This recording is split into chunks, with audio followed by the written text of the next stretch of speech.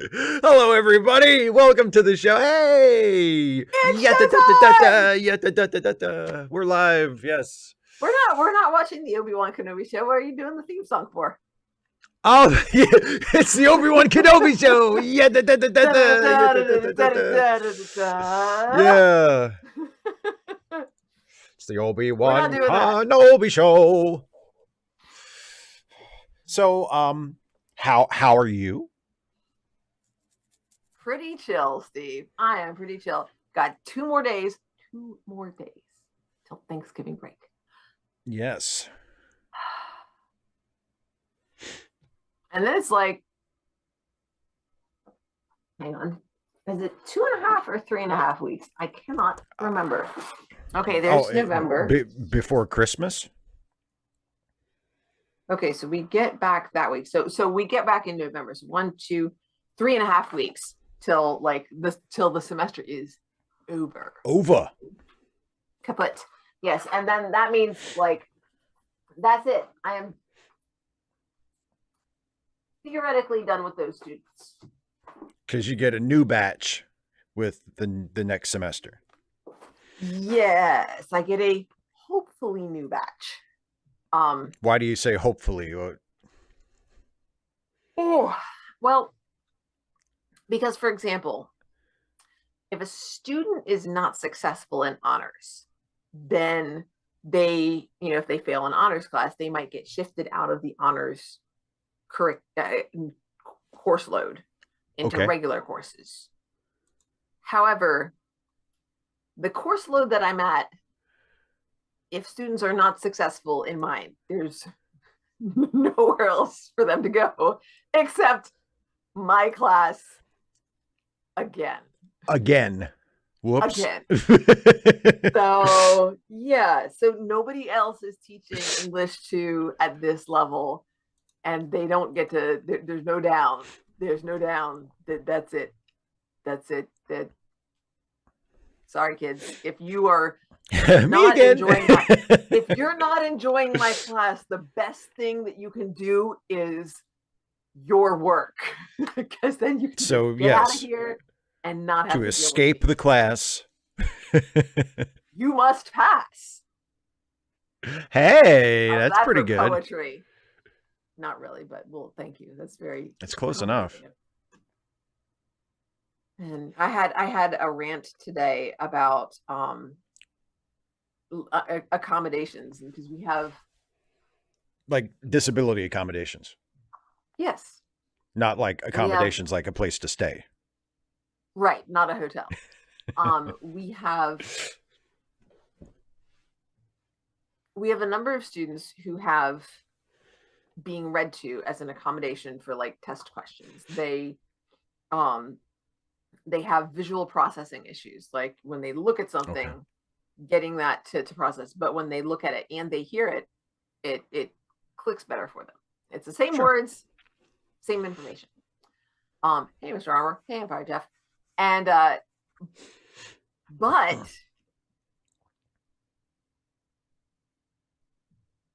none of them,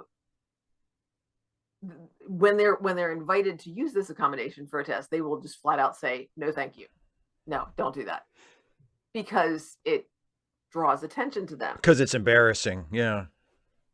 And I'm just like, can we I have no idea what to do about that. Like, because it's like a huge societal issue. Because like this is an accommodation for me. Like, I couldn't type anything. I would not be able to plug things in. Like this, there's nothing. I can see that there's stuff going on the screen, but this is white over here where the chat is. This is a black box where we're going to watch Poirot, and there's movement down here where the Zoom is. Well, because I mean, wearing eyeglasses is normalized. And having things read out loud to you because you have a sensory processing problem is not normalized. But especially with like the resurgence, it's not really a resurgence, but of podcasts, like listening to and audiobooks, Like, now that we've gotten to digital files and you don't have to go out. I mean, audiobooks, when they were on CDs, those suckers were like mad expensive, like ridiculously expensive. Absolutely. And now it's just like, it's an MP4 file. Whoop-de-doo. And you can just get it at the library. And I mean, I can, on my phone. Sure. As easily as I can get an ebook, I can get an audiobook. Sometimes more easily, hilariously. Right. But okay, like, well, could you or someone, I mean, because my first thought was that you would do it, but then it's like, well, it's making more work for you and you don't need that. But like, could somebody record like an MP3 of reading the test questions out loud and then just make that available to whatever student that needs it on the day of the test? Possibly. I'm not sure where we'd host it and how that would, and I mean, it also would, yes, it would make more work. And I'm not sure, I guess I could just do it like on SoundCloud or something. Be like, here's a link to the test. Yeah. Just like listen along, pause it when you get to the end of the question, and then play it again when you move on. Yeah. And then you can go back. Not ideal, because one of the things that I don't like about, audiovisual stuff is like trying to go back is kind of a pain. Whereas like, if you just say, can you read that again? You read it again, Yeah. Hey, HB Haga. So there's not really an ideal situation, but yeah, it's like, and we have a student, another teacher said that they had a student who transferred in, and this student had an individual education plan because they based on documented disabilities, and the parents just refused services. There's a note that says no IEP. And so it's pretty clear to the teacher that this student would benefit from certain services. Yeah. But that's not, the parents have the right to say that. You have to respect the wishes of the dipshit parents who are making things more difficult for their children for no reason whatsoever. And sometimes it's the doofus students at this age, they're just right. Like, but if there's a note in the file that says, I mean, that presumably that's from the parents. Yeah, that one's from the parents. Yeah. But like, I have a student who like extended time on tests is one of the accommodations. And it's like, I'm just today I just sort of went off and I was like, that just shouldn't be a thing. It shouldn't be a thing. Extended time shouldn't be a thing. What it should be is for all students is adequate time. The time you need to take the test, that you are doing the test, because I have a student who has opted themselves out of their IEP and gets no services now whatsoever. There's like a 504 is a step down from an IEP. Don't ask me why one gets letters and one gets numbers. I don't know. I think it has something to do with, the 504 is like maybe connected to the legislation that was originally passed. I don't know. Excuse me. Anyway, so they do not get the modification of extended time. But the thing is, like, the plan for today was you do your test. I've already talked to you while we were working on the study guide. I talked to people individually about, here are some of the things that you're missing. If you're not missing anything, here's bonus assignment, blah, blah, blah, blah. So everybody knows when you get done with your test, you work individually on stuff that you need to do. So there was time for everybody to get finished, including students who needed extended time, whether or not they had that written down in a document. I'm just like, right. Like, so many, almost all, very few of the accommodations for students with special needs are they're just effective instructional support. Like, if we have a student who reads at a below grade level, whether or not they have a documented disability, it does not, it's right. not, it really doesn't matter whether it's because of a skill deficit or a documented disability. They will benefit from reading things that are at their reading level. That's not rocket science. That's just not. There are some strategies that are more beneficial for someone with a disability, such as like a clear colored overlay can actually, like, either reduce eye strain, or it can help focus, draw attention, that kind of thing. So there, and the read aloud, like if you don't have like a visual processing disorder, and especially if you've got like ADHD or something, or ADD, that can increase the distraction. So it's actually a hindrance for somebody with other who doesn't have that disability and who has other issues. So there are a few cases, but for most of them, like doing work that's at their level, stretching past that level, giving them enough time to get the work done without feeling like they just can't do it. Just yeah. That just should be normalized. This is how much time you need to do the work. Take that time to do the work. And and it doesn't matter the reason, whether it's because of a disability, or because of a skill deficit, or because you're just having a bad day. Whatever. If you are focused on your work, take the time that you need to do the work that you are comfortable with. It just shouldn't. It's just. Oh, it shouldn't be an issue. By the way, everybody, we're watching Poirot tonight. For those of you who haven't looked at the title of the stream, we're watching Agatha Christie's Poirot. We're watching The Kidnapped Prime Minister. And if you need a copy to watch along with us, there's a link to the Internet Archive version in the chat right now. And it's in the pinned message on the chat. So if you need to obtain a copy of it to watch along with us, feel free to do so in the next couple of minutes as we wrap up our chit chat portion of the show, and then we begin the watching of the show. But yeah, I mean, what's interesting to me and kind of frustrating is there are certain accommodations like eyeglasses that are so normalized we don't even think of them as accommodations anymore. And you would think, like, why would it be different for certain accommodations and versus others? And I think it probably goes back to some kind of a class issue. The kinds of people who seemed like who needed eyeglasses were wealthier people, or more socially acceptable people, or whatever. Like, for whatever reason, eyeglasses became a virtually universally, I mean, there's still, for some people, maybe there's still a tiny little amount of stigma to it, because maybe, like, if you didn't need glasses when you were younger and then you need them now, it's like a sign that you're getting older, and maybe some people are reluctant to admit that or whatever.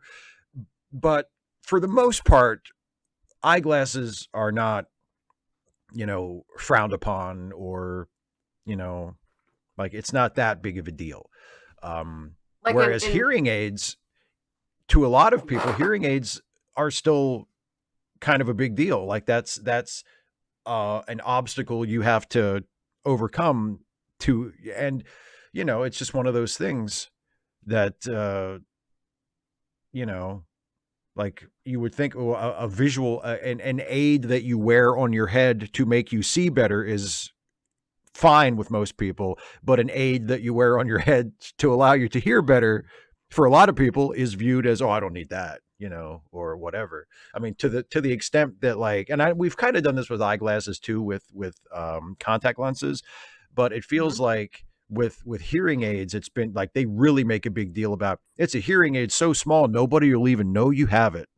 Like, it'll be, you put it in your ear and it's totally invisible. And that's great. I mean, I don't think there's anything wrong with that, but, like, it's sad that it's such a selling point, that where people are told, especially older people who develop hearing loss as they get older, are told, oh, nobody will even be able to tell you have it, because it's viewed as like a sign of infirmity or something.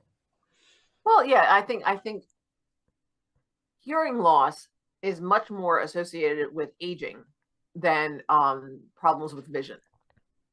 I think although your vision does deteriorate as you get older, and there's a greater percentage of the population, of the elderly population that benefits from glasses than younger people. It's much more common for people of all age to wear glasses than it is for people of various ages to use hearing aids. So I mean, Yeah. so there's more. It's how much of an outlier you are to some degree. Um, Sure. so I mean that's part of it as well. Especially among the demographic that I work, the age demographic that I work with. 15-year-olds. God forbid, because Lots of social pressure. hilariously, Yeah.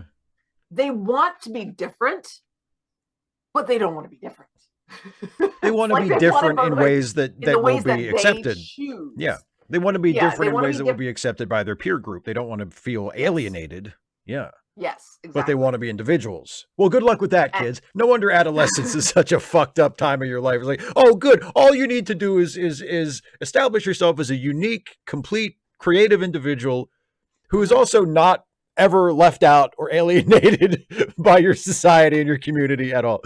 Yeah, good. Have fun individuality with that. versus community, definitely one of my Yeah, perpetual themes for our yeah. meeting. Boxy Brown Um, says uh, a lot of people are well, no, you go ahead. I was going to acknowledge something in the chat too. You go first. Go ahead.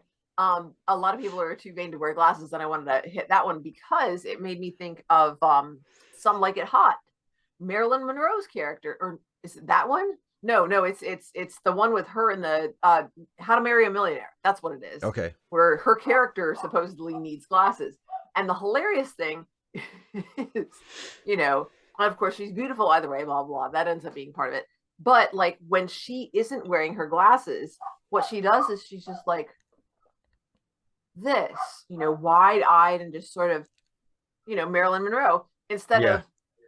of, and I'm Like just not like, being able to that's see not anything. how it works. Yeah. That's not how it works. When Yeah. you're like this, Well, you're squinching up your nose, your teeth stick out, and your forehead's all creased. No, that's what and it looks like when you don't wear glasses.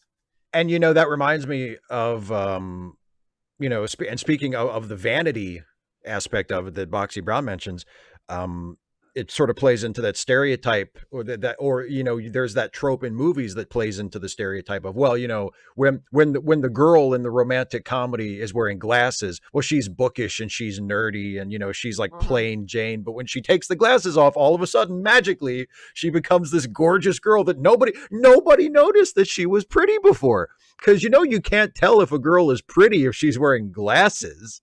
And we've had that as a trope for decades. Oh yeah, yeah. Well, sometimes, yeah. The hair straightening thing. Yeah, it's the glasses, and specifically, it's a guy who takes off the glasses and says, "There, I'd never noticed how beautiful your eyes were before. Fucking look, it's they're a clear. We can see through them." It's a scene in Rocky. For Christ's sake, it's not even limited to like romantic comedies and teen movies. Like it's a scene in Rocky when he takes Adrian's glasses off. Oh, I was gonna say, I didn't think Rocky wore glasses. Anyway, I want to acknowledge Don Ranger Power in the chat. Who by the way, thank you very much for the compliment on my Superman shirt. It's just a standard issue, plain old blue Superman shirt, but thank you very much. I like it. And also Don Ranger Power says, hope all is well. Hope everyone is well, despite the passings of Robert Butler and one of my aunts. Well, I'm condolences on the death of your aunt. And for those of you who don't know, and the diehard Star Trek fans may recognize his name, or diehard TV fans from back in the day in general might recognize Robert Butler, who was one of the more prolific and important TV directors in the United States in the 50s and 60s. He directed the first pilot episode of Star Trek, The Cage, and that's how the Trekkies who know him, that's how most Trekkies know him. But he also directed episodes of The Fugitive. He directed episode, and he was also a producer. He was a pretty creative and influential person in American television, and especially in the 1960s. And he passed away just this past week at a ripe old age. So yes, rest in peace, Robert Butler. Absolutely. So, yeah. Yes to 5580. I did see your comment, but I was giving Steve a chance to get a word in edgewise. But I appreciate it. But yeah, go ahead on the sci-fi. You're welcome. Thing. What with it being your channel and all? I'm always, I don't always mention it, but I'm always questioning someone's retelling of something, because there's plenty of science fiction. There's plenty of like everything that is trash. so it makes me curious about what exactly he was reading, and was it any good? Because sometimes you go back to the books that you loved when you were 12 and you're like, oh, I love this because I was 12. And sometimes you go back and you're like, oh, it's still just as good. And those moments are wonderful. But those moments do not happen every single time you go back. So it's, and I would say, it's poor form, certainly, to say, why are you reading this trash? It's incredibly judgy, but I wouldn't say it's necessarily bad teaching, because it's not, it's modeling, but that's not like it's part of the curriculum or something. Now, there's also as the teacher in me says, there's also the possibility that he was reading that during like geometry class or something. And it's like, why are you reading this trash? This is not the assignment. Do your work. So, I mean, there's a lot of context that's missing. But at the same time, also, go ahead. Well, and also, I was just going to say, keep in mind, George R.R. Martin is older than we are, and probably grew. I'm not sure exactly how old he is, because quite honestly, I've never read any of his books, and I'm never going to read any of his books, and I don't give a shit. But he probably grew up and came of age and was in school during an era when there was still a lot of sort of disdain for genre fiction in general, and sci-fi popular in particular. Fiction, yeah. I mean, nowadays, like even when you and I, Dana, were in school, like I think, when I was in high school, my English teachers, I can't imagine any of them like looking down on a student for reading a sci-fi author. I mean, if anything, they would have been thrilled that we were reading at all on our own, time, and there wouldn't have been that sort of, by choice, you chose and it. And there wouldn't have been that sort of like dismissive, like elitist attitude. Oh, you're reading that garbage, that science fiction crap. Like that just didn't really exist anymore as a prevailing attitude when we were in school, let alone now. Nope. But, when George R.R. Martin was a kid, it was probably a lot more common. It was a long time ago. Yeah. Okay. Philip says George R.R. Martin is 75. Woo! So yeah, that's a lot more believable, because that was, if he was growing up in the 50s and 60s, that was, before or right during the time of like the Twilight Zone and the Outer Limits and Star Trek and, these other sort of popular things that made science fiction and speculative fiction, more it made a lot more fans, and then they grew up, and that helped to get rid of that attitude, stigma, So yeah. Super chat from John Burns, who says, love to both of you, always striving for knowledge. Thank you very much, John. Now, if we could only get that sort of thing to happen for disability accommodations, that would be great. And maybe it's just that I'm not a very patient person. I'm incredibly impatient, and because like I said in I don't know what is it, How to Marry a Millionaire, it is men don't make passes at girls who wear glasses. Yes, that was a thing, and so and so that's not so long ago. So maybe as time goes on, we'll start to see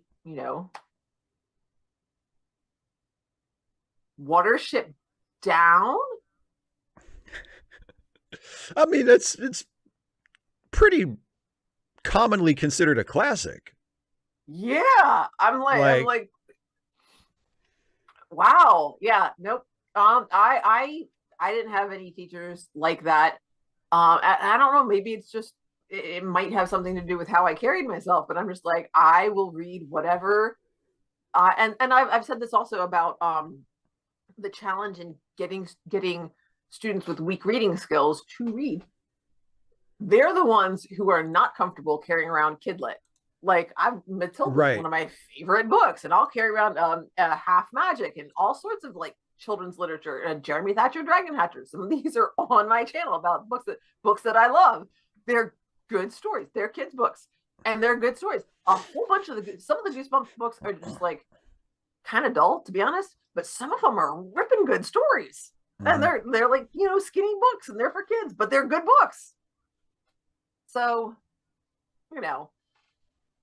so there's always, it's always worth thinking about what's going on behind what somebody says. For example,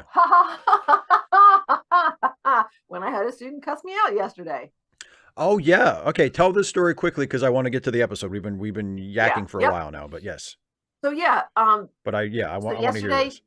Yesterday and the day before, I was calling students up to say, okay, so if you get your study guide finished, take a break from it and work on, here's an assignment you missed, here's an assignment you missed, here is a test that you took, but maybe you can do better, and I can give you some practice work if you want. So these are your priorities after you get the study guide done. Do the study guide because we got the test coming up.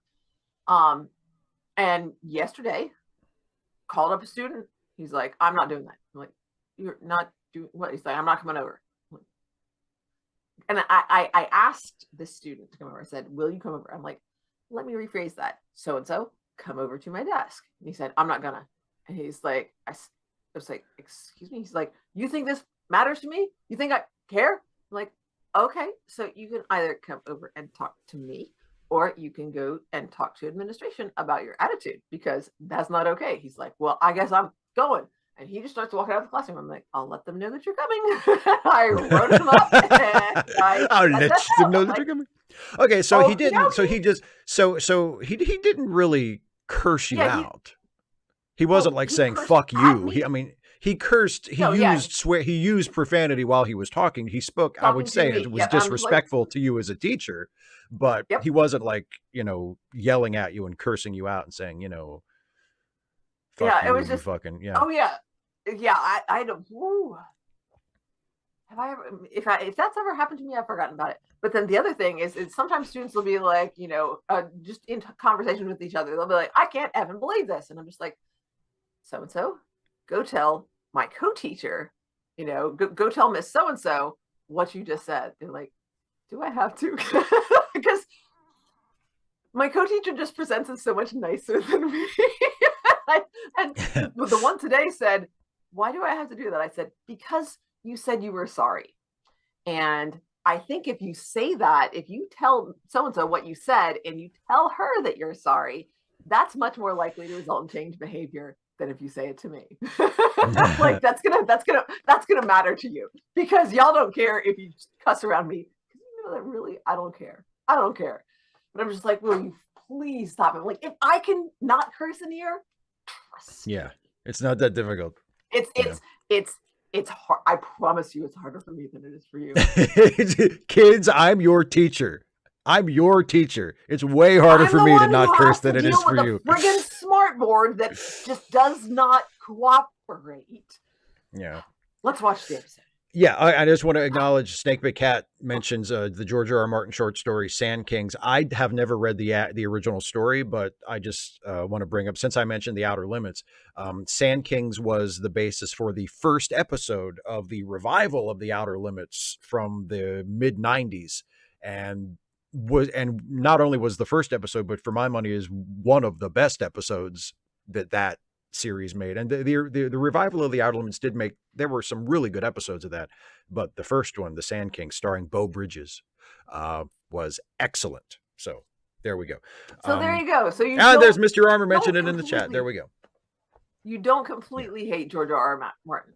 Well, no. I just hate when he does the fucking castles and dragons horse shit. Like, oh god, just robots are good, dragons are bad. We got it, Steve. Whatever. Hey, you know what? There you go. There's a good rule for you. Does it have robots in it? No, it has castles and knights and magic and shit. Okay, then I'm not interested. Call me when he makes something with robots in it.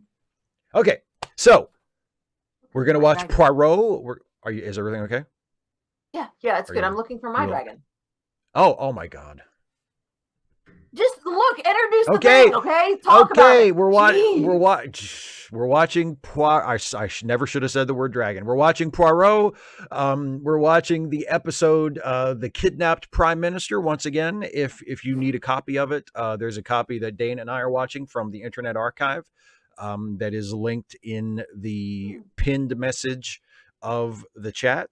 And what we'll do is the way this works is I will count us in from three.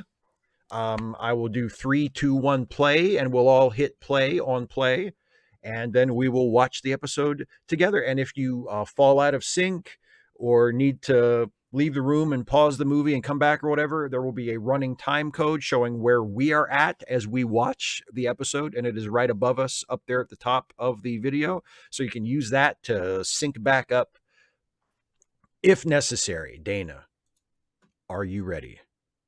I'm so ready. My finger is Okay. above the, well, my finger And is by the above way, the trackpad. Continue. another super chat from John Burns. Thank you very much. Says Corner Gas had werewolves versus robots. Corner Gas being an iconic Canadian sitcom that I tried to get into and just didn't seem like my cup of tea. But it's huge in Canada. Okay, so here we go. I will count us in from 3 and we'll all watch Poirot, the Kidnapped Prime Minister. All right, here we go. In 3, 2, 1, play. Yes, HB Haga, absolute friggin' nightmare fuel. And Ro, if you discovered Goosebumps recently, I will also strongly recommend Choose Your Own Adventure. Just like so freaking much fun. Choose God, Your I Own love those Adventure. books. That was my jam when I was a kid. Absolutely. Oh gosh, the Hello, purple creepy angles Poirot. Hello. It is me, with multiple Poirot. eyes that are out. Oh, okay, now we're I friends. come Good. to solve your mystery. The steamliner. Chook, chook, chook, chook, chook. Well, you ever wonder what it would be like if there was maybe a murder on one of those express trains, say one in the Orient, perhaps? No. Oh, never thought about it. And Me neither. also, it wasn't in the Orient. It was going to the Orient. Precision matters, Steve. Apparently.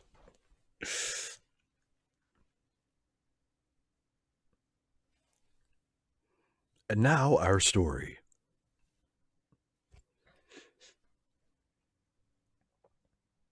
Hooray!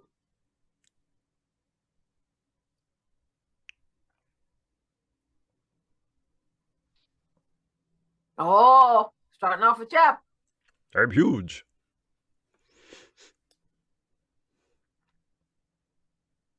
The Prime Minister's late. I hope he's not been kidnapped.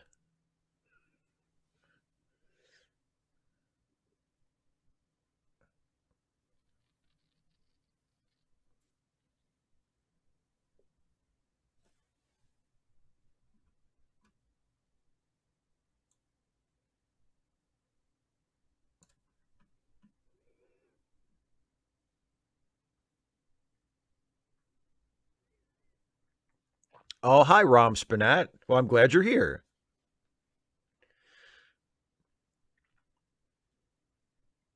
I'm in here. Excuse me.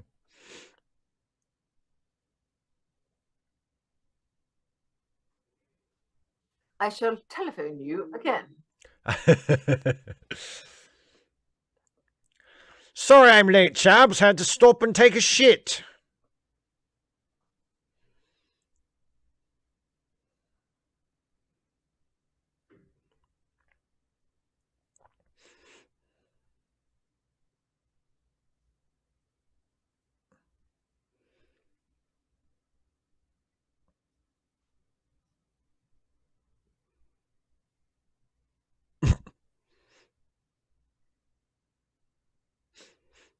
Couldn't even be bothered to take his sleep mask off.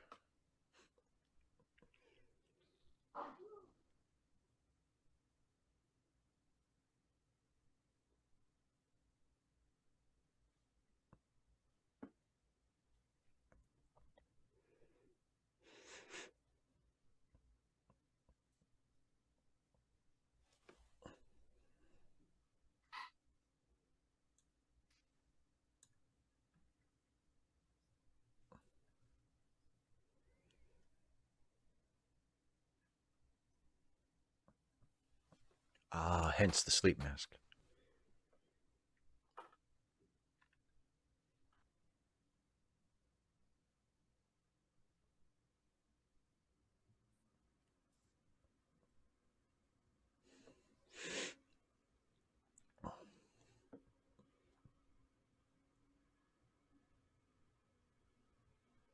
It's ruffians. These ruffians.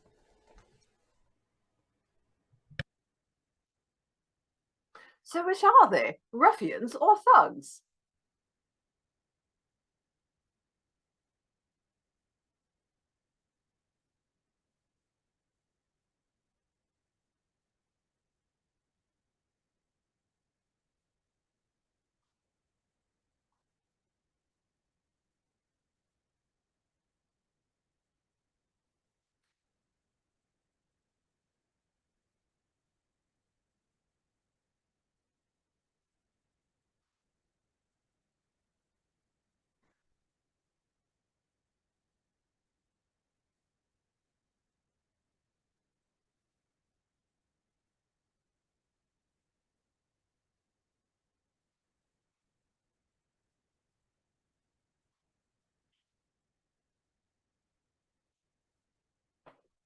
Perhaps if you did not kvetch about my equipment, huh?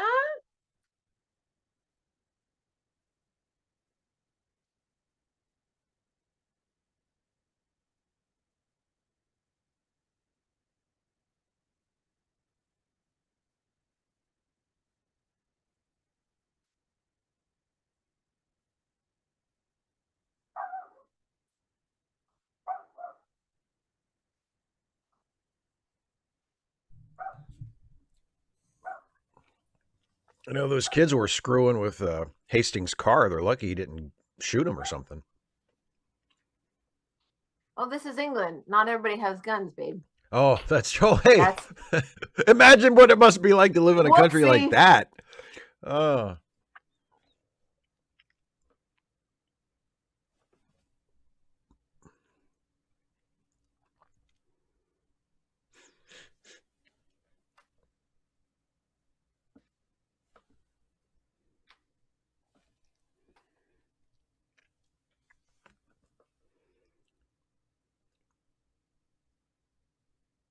well, I guess I'm going Well, right back out. at least I hadn't sat down.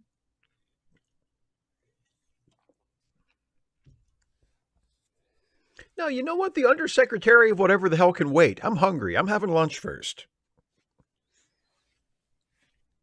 Yes, but Poirot is curious to find out what the undersecretary That's true. wants.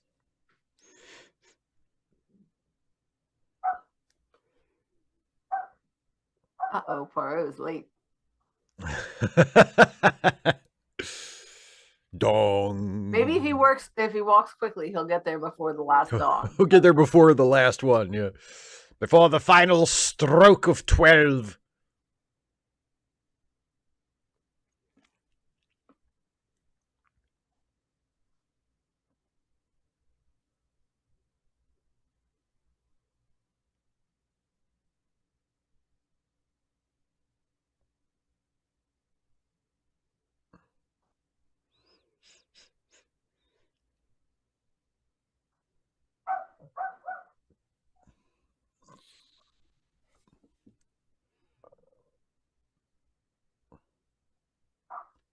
He walked in right on the stroke of 12. That was Nicely cool. done. That was Although cool.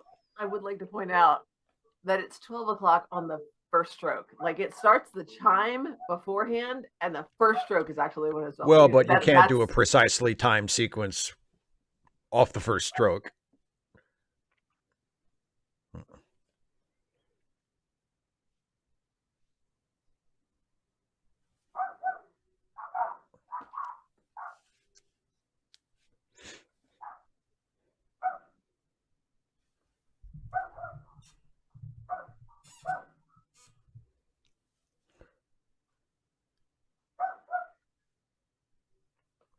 Someone kidnapped him.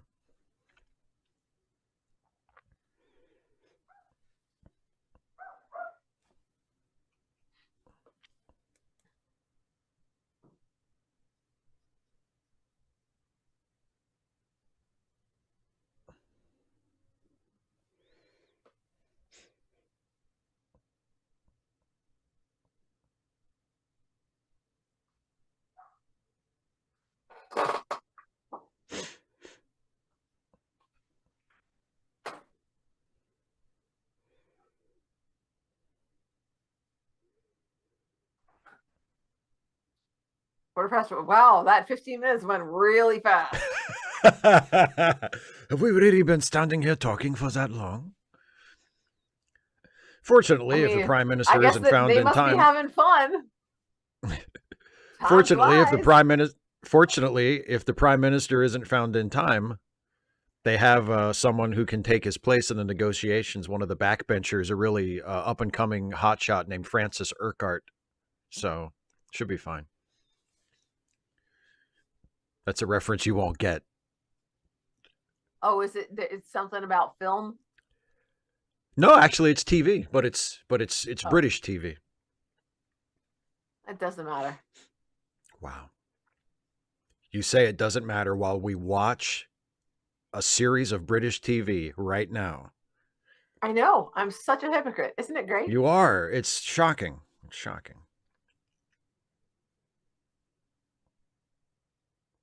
I thought you didn't mind hypocrisy, Steve. Or is that only when it's I, yours?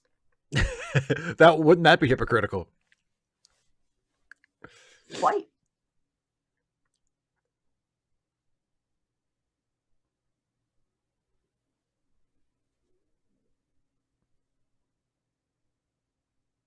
Very carefully.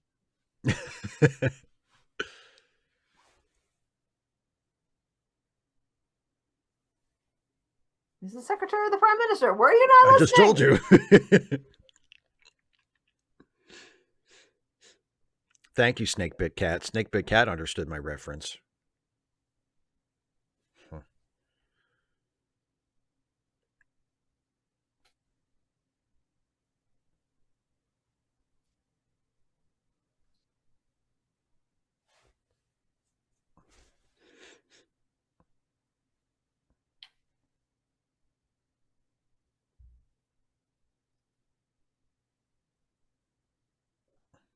I see. I'm going to go speak with Inspector Japp. He seems lonely over here.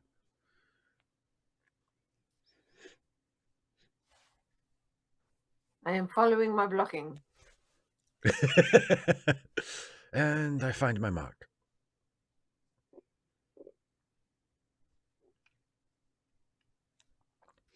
Yeah.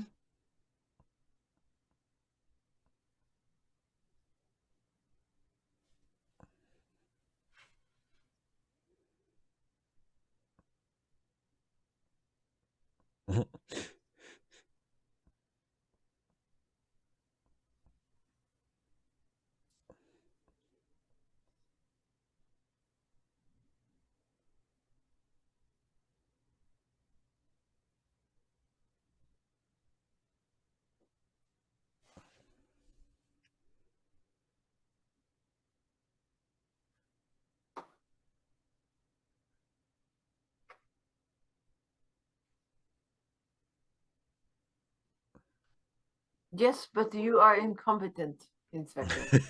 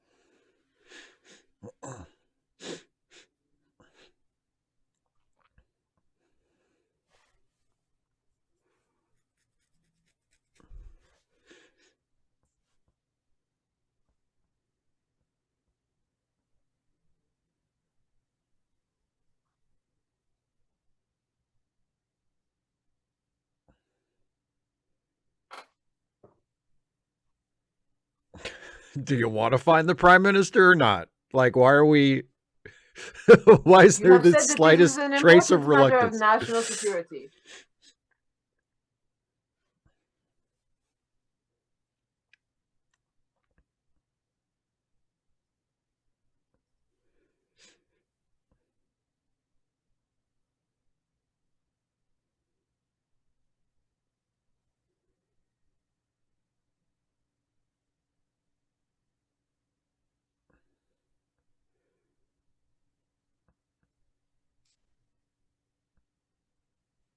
And he, like you, was a filthy Roman papist, yes?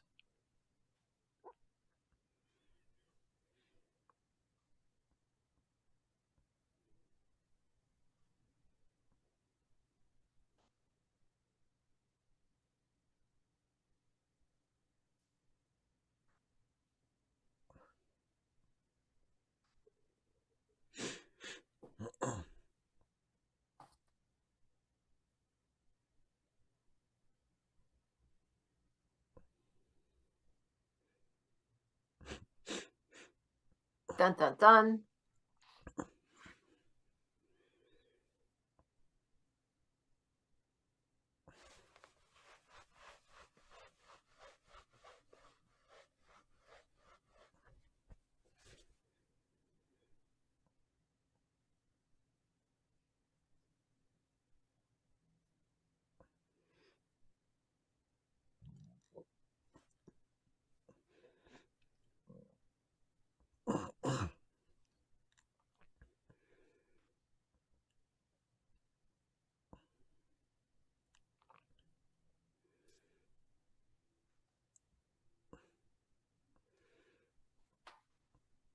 So romantic.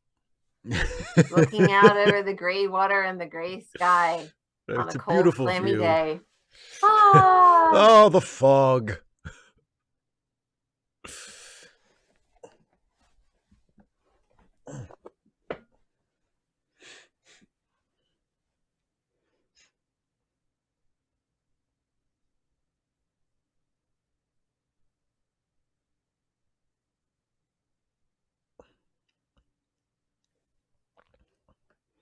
I don't want to go on the ship. I hate the boats. I changed my mind. To hell with the prime minister. They can elect a new one.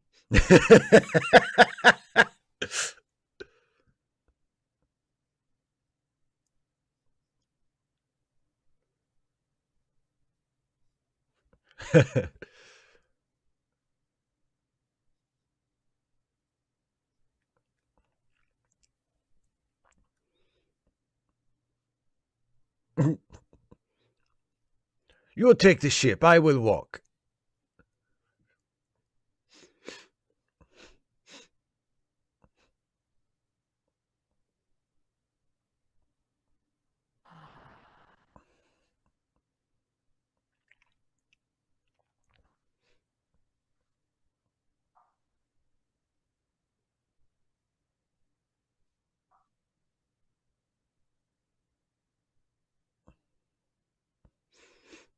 Smiling, sir, I believe.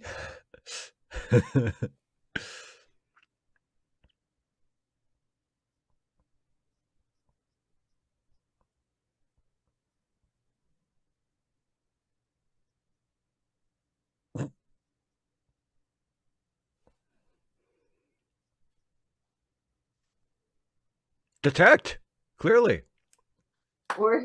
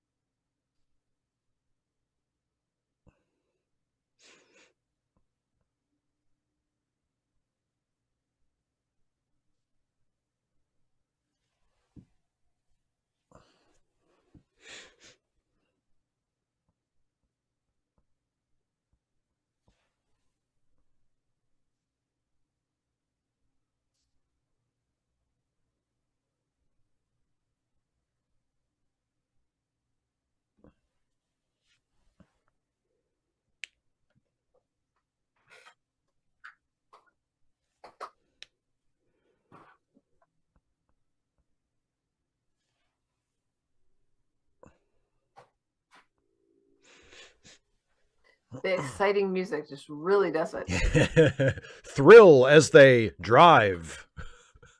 Woohoo! In a fancy car. At completely reasonable speed.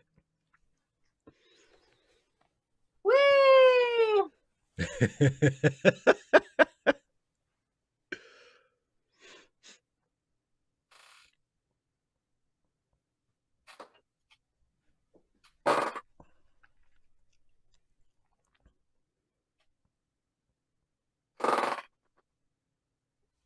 Stretch. Next. If only there were some kind of device that you could use to contact places from across distances and get information without having to go and visit each place individually. Like a letter? You like a letter, but faster. Like a letter, but like a letter that that, somebody runs with.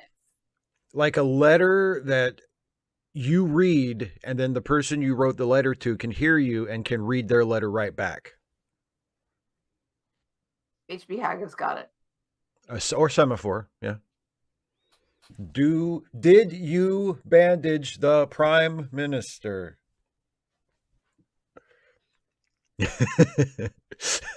Is that semaphore for no?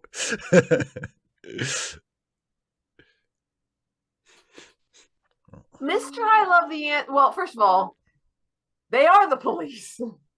And second, I think this is before HIPAA. And the beautiful part of that is if they say, well, you need a warrant before we can tell you, you just tell them over the phone, oh, we have one. So you can tell me. We totally have one. We totally have one. Guys.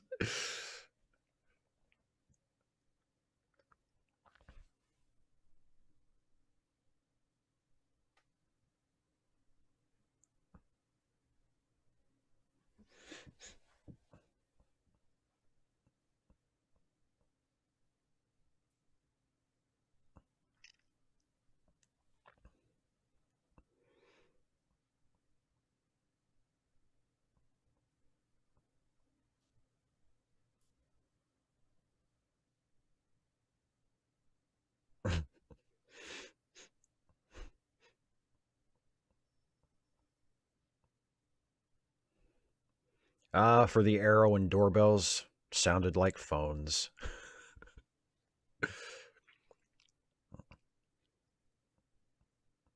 Hey, David C. Drake.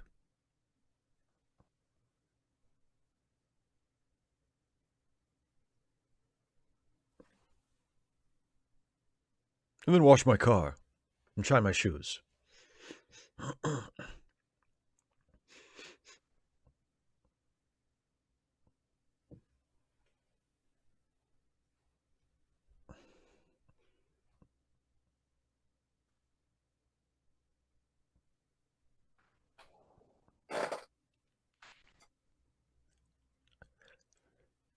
So great. I see you have a boo-boo. This is evidence that I am a detective. I observe. You observe Hastings, but you do not understand. You do not. I see all the little details, like the humongous bandage on your head.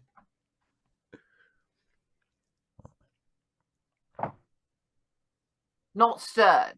Oh. That was terrible. Thank you for laughing. It was very thoughtful. I laughed because I was about to do the exact same thing. You just beat me to it. That makes it all worthwhile.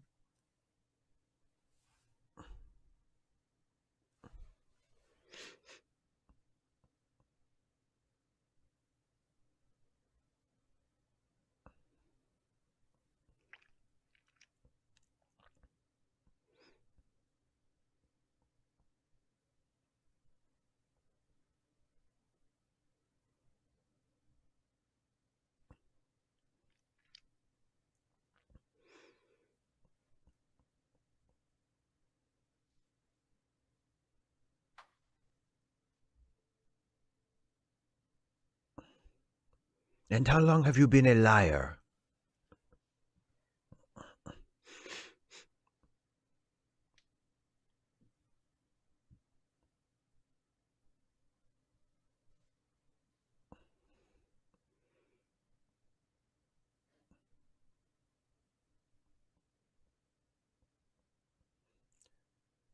What do you all want on your pizza? I just had cheese tonight. What did you have on yours? Oh, mine's just my usual, my margarita pizza.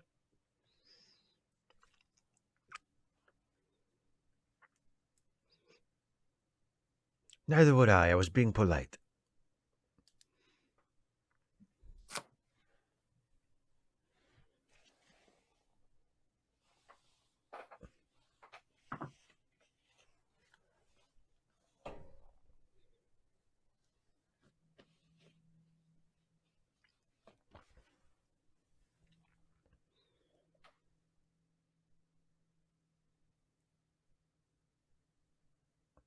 You like how he Columboed You him are just full of now? the. You are full of the shit. He did the Poirot just has one more question. Just one more. Just one more thing.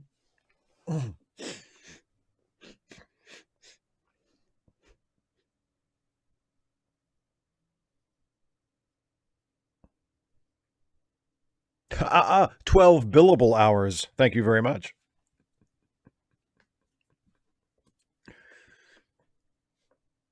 But you are wrong.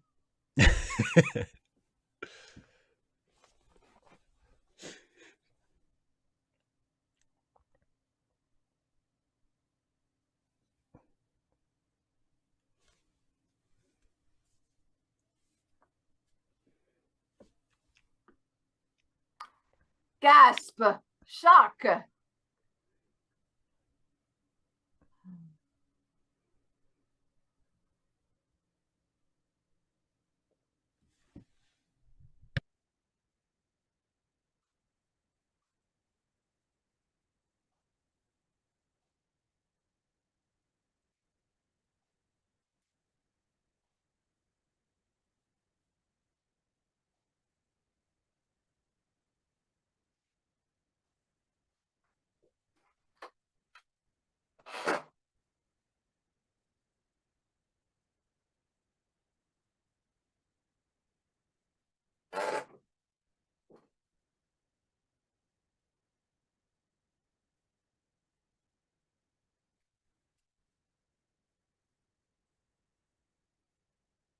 That is very unfortunate for you, sir.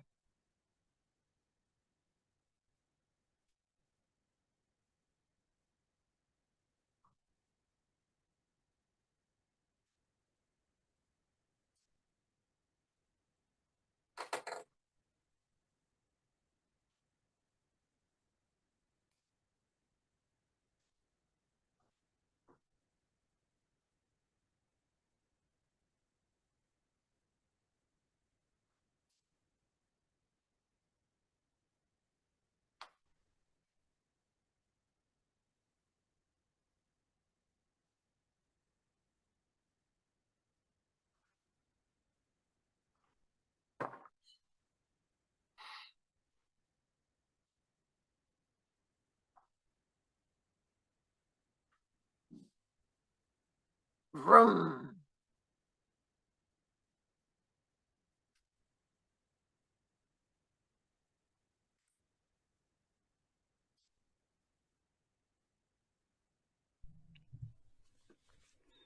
Oh, yes, I'm sure. I don't want you to screw this up.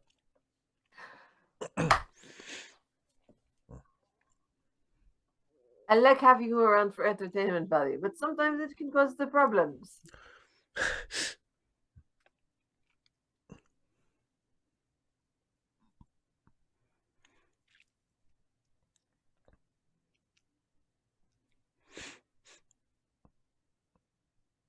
I will say the score reminds me a lot of Clue. Oh, you think? Yeah, maybe a little, now that you mention it.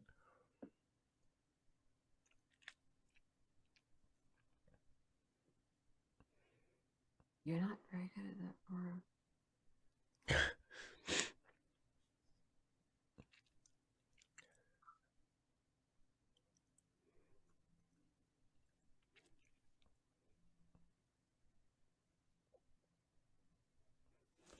I like being correct.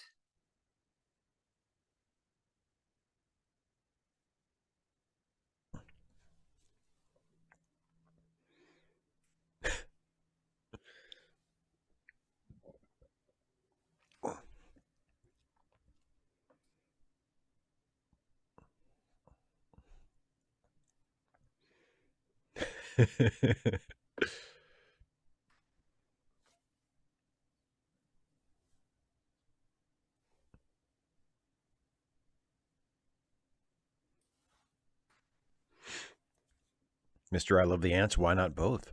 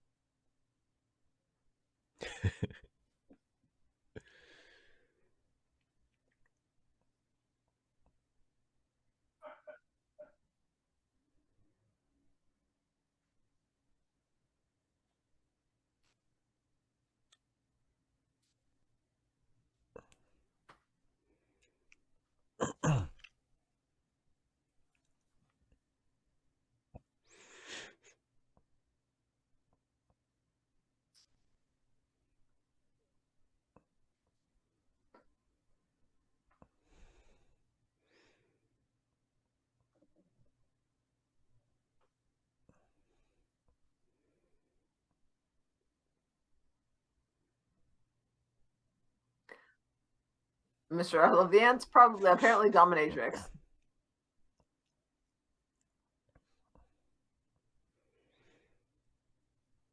But Hastings, be careful. Thus, If she catches you, she will break you in half. thus, stay out of my way. Follow her. She's not actually important, which means it's a perfect class for Hastings. All right, I got Hastings out of the way for most of the day. Now let's actually get to work.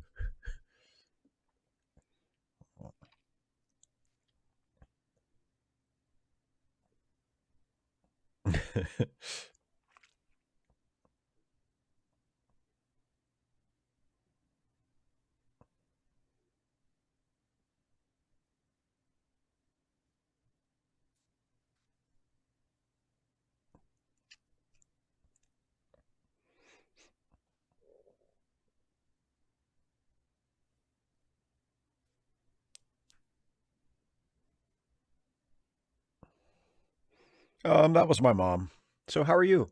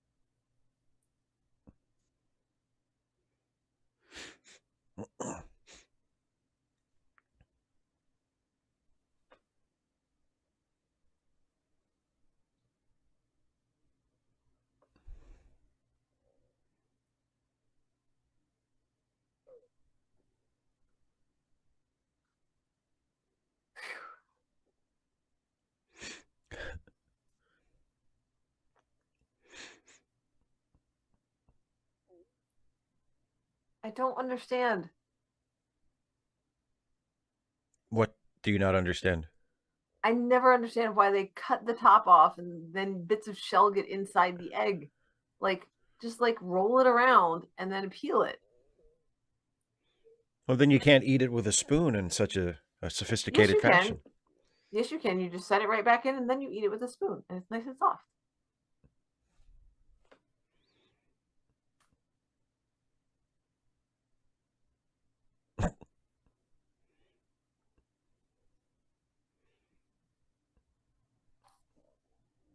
Really? Well, nice visit.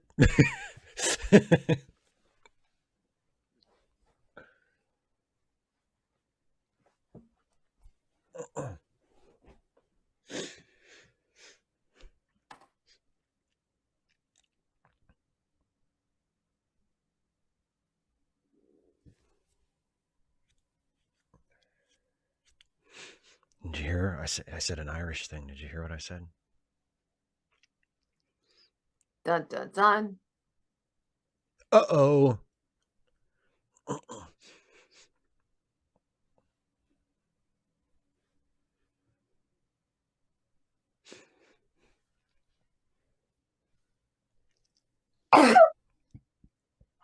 Bless you. Woo, that was nice.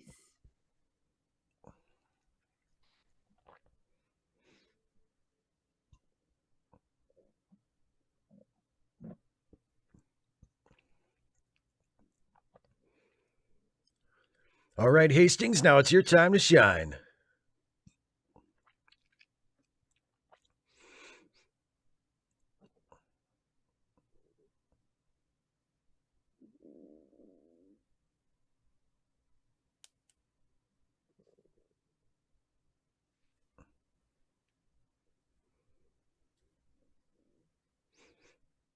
Well, poopy on him.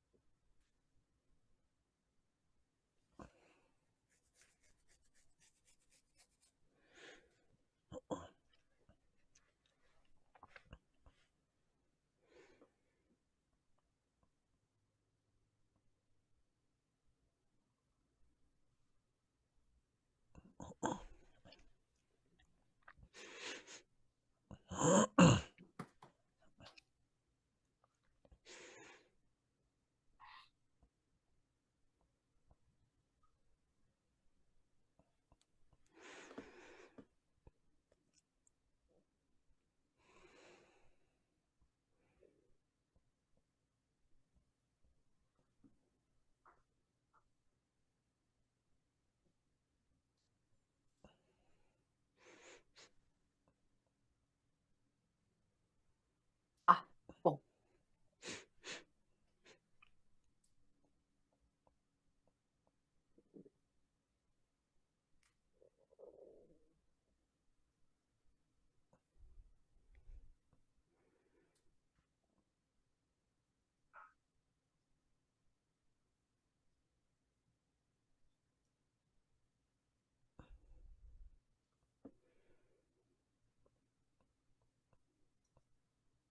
It's good policy.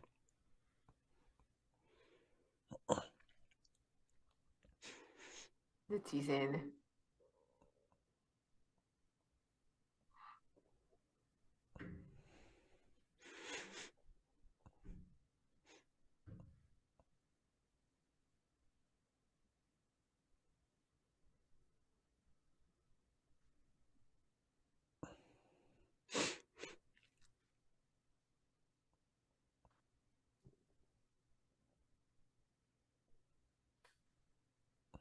Poirot is getting the impatient.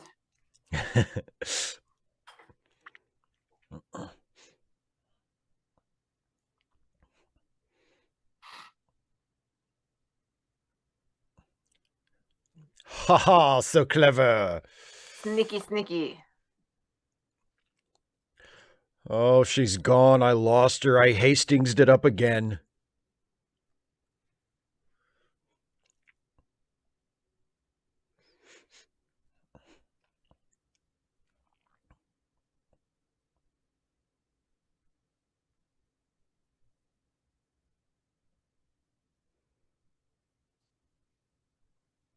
As one does.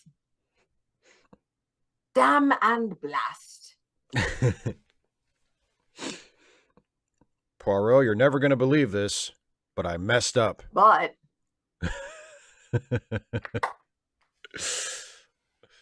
yes. Where did you fail, my friend?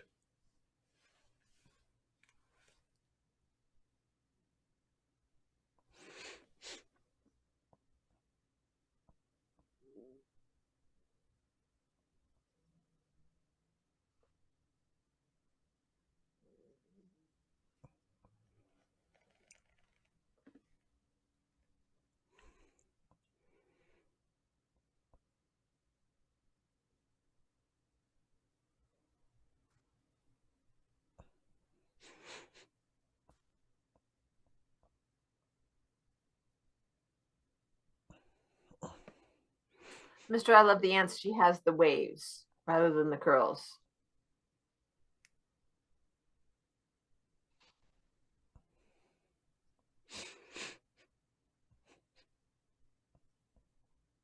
They're the curls.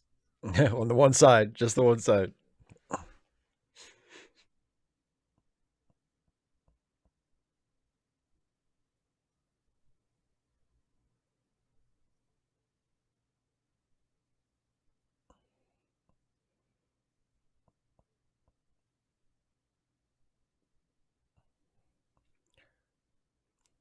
Give me an address on a something hole. In Berkshire.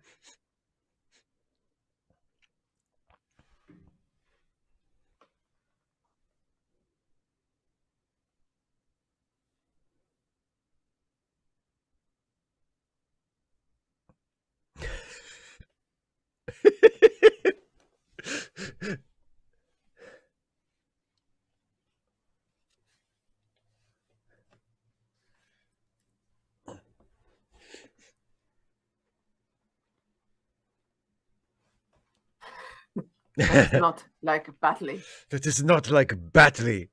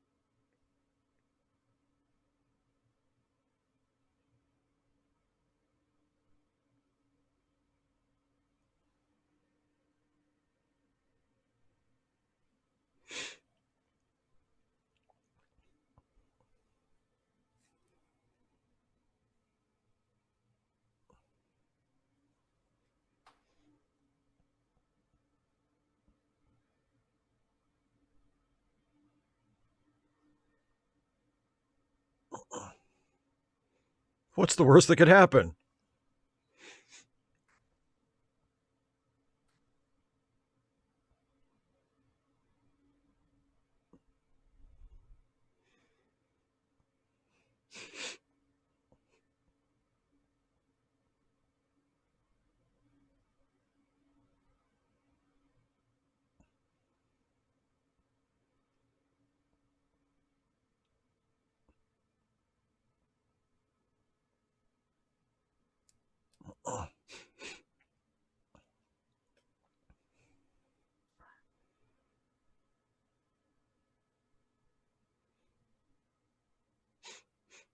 His arm must be getting tired if that's the case, Mr. I Love the Ants.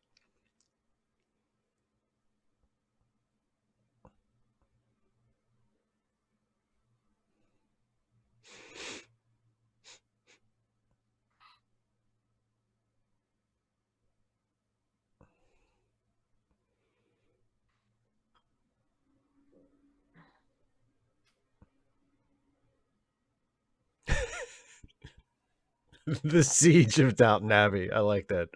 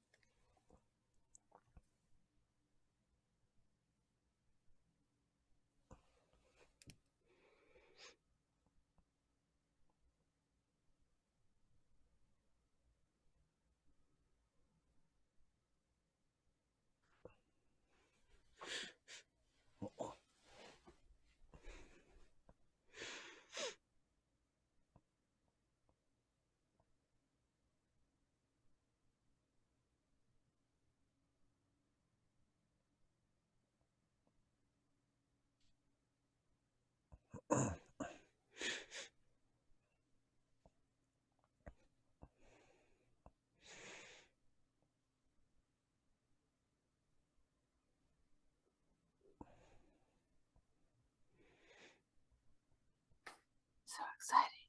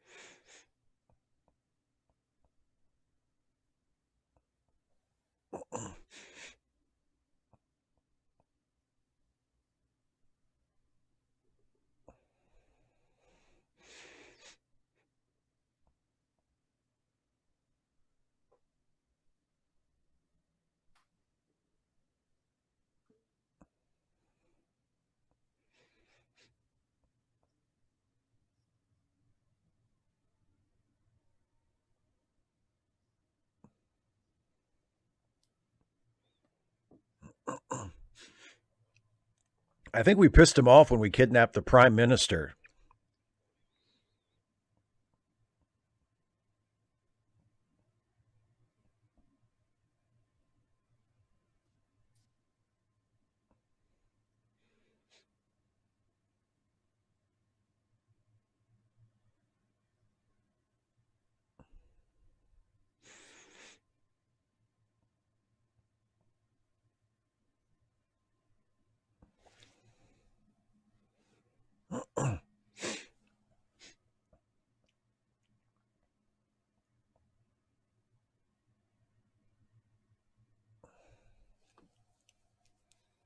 Great. 5, not 3, not 10, 5. 5.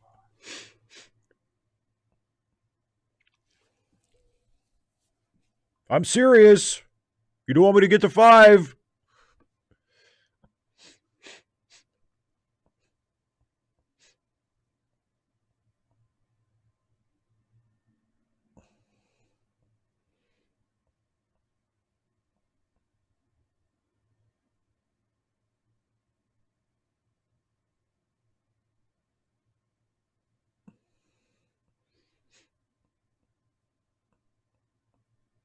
No, she dropped the gun.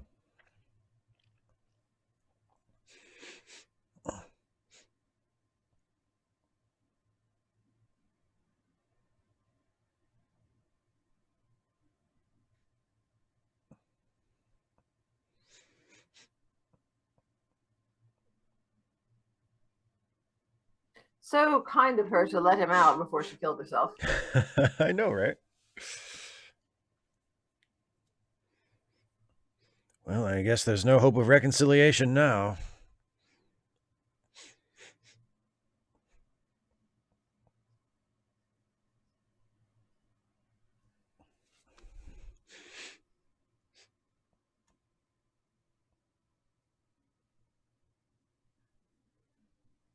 Mm-hmm.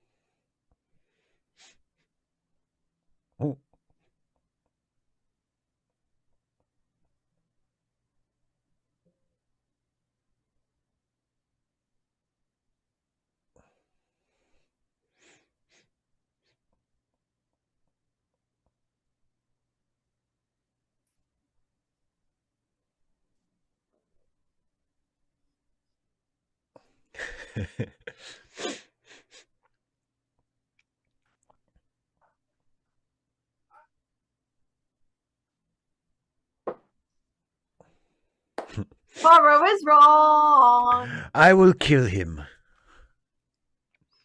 The end. He did not make such fine suits. I must have the bespoke. The off the rack is completely unacceptable. I love it. I love it. I must have the bespoke. That was a good one. I like that one. I like that even though like Poirot and Sherlock Holmes are very different characters in a lot of ways, they both have in common the quality of being just completely unimpressed by government big shots. Like, because there are a couple of Holmes stories where he works with, the British government on some case or another, and he's not any more of an asshole to them than he would be to anybody else, but he's not any less of one either. And that's the same thing you see with Poirot. He's like, he's not like disdainful of them or like, oh, the government, whatever, he's like, oh, sure, I'll help, but I'll treat it like any other case. On my terms. Yeah. And I love, when the undersecretary, whatever, was like, well, I don't intend to sleep until we find the prime minister. And Poirot was basically like, okay, well, you know what? You do whatever you want. I'm going to bed. You do you. You do you. And well, not only that, he kind of calls him out on it. He's like, oh, I'm sure that will feel very self-righteous of you. Congratulations. Yeah. Yeah, exactly. Feel better. If that's what makes you feel better, good for you. Yeah. Eh bien. So good episode. I'm so glad you enjoyed it. Shall we play a game? Shall we play a game? Would you like to play a game, Steve? Should we play some Wordle, perhaps? Yeah. All right. So, who is everybody? Steve's going to set the game up. Here we go. I don't get to see nothing. So if you have not played today's Wordle, you can play along with us and put your suggestions in the chat. But if you have played today's Wordle, no spoilers. Also, indeed, no going to cheat sites and giving hints. No. No, as Poirot would say, no. No. No. Oh. All right. So shall we start with heart? I think we shall. All right. Heart. Heart. And heart. Oh, okay. This is not a bad start. Okay. Heart gives us an H, but not in the right place. And it gives us a T in the right place. So now we know that the word ends with T and has an H in there somewhere. Okay. Interesting. So I'm guessing that H is probably the second letter. That would be my guess as well. Let's go for lions and see what happens. Okay, lions. Let's see what else we can learn here. Oh, you know what? Okay. Well, the H isn't the second letter because I is the second letter. And there is also an S. So it's something I, something T, and two of the three somethings are an H and an S. But the H can't be the first letter. And the S can't be the last letter.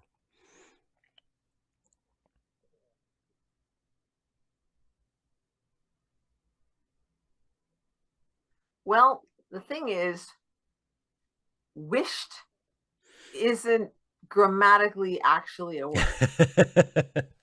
That would totally work, but I don't think that one counts. No. But essentially it's like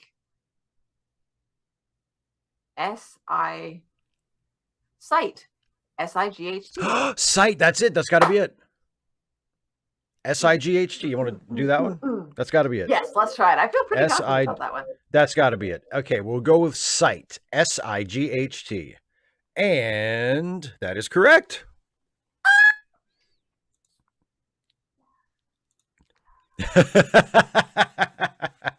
Very nice.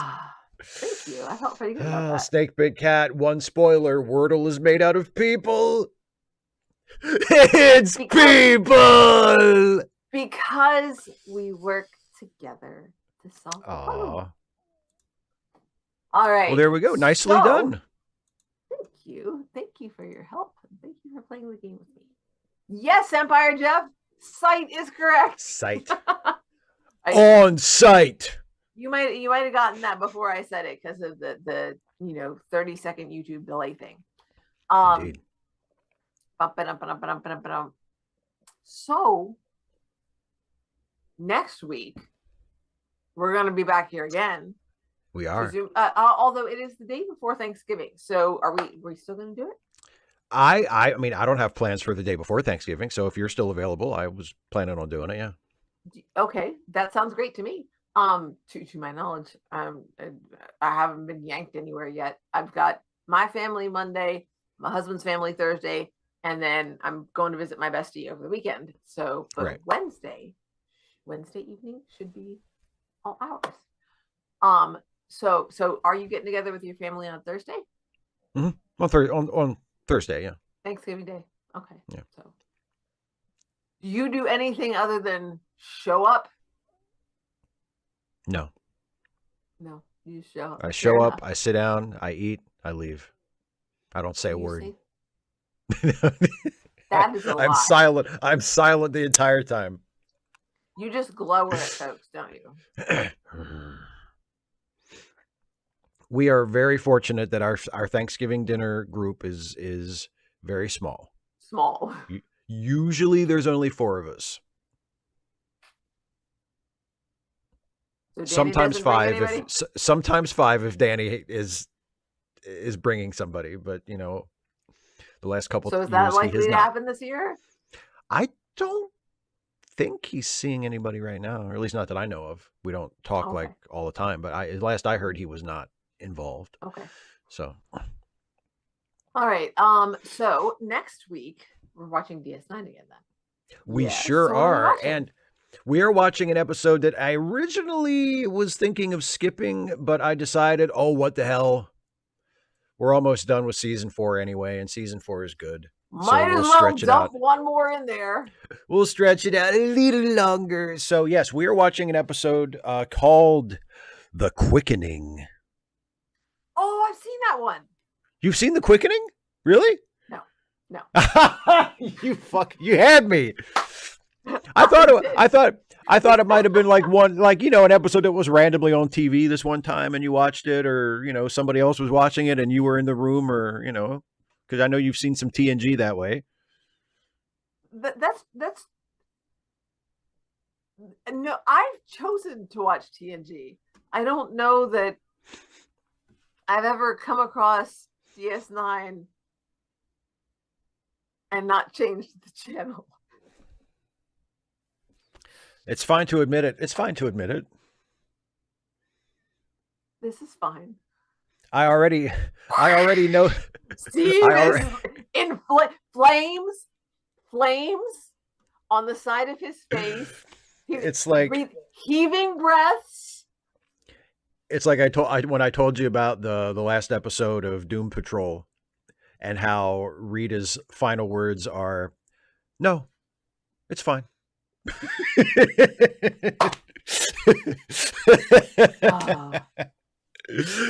the way, anyway, last episode, yes.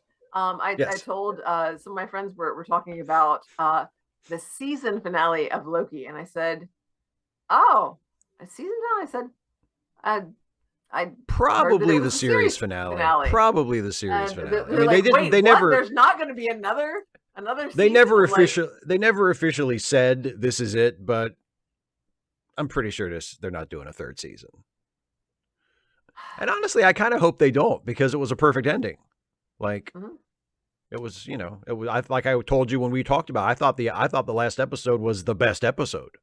of the whole Yeah, series. So and I mean, I'm agreeing with you based on your description of the episode, which I haven't seen. right. So, but as you described it, sounded pretty good. Yeah. So yeah, next week we've got DS9 again, watching. Sorry, what did you say? The Quickening. Quickening. Yes. So lots of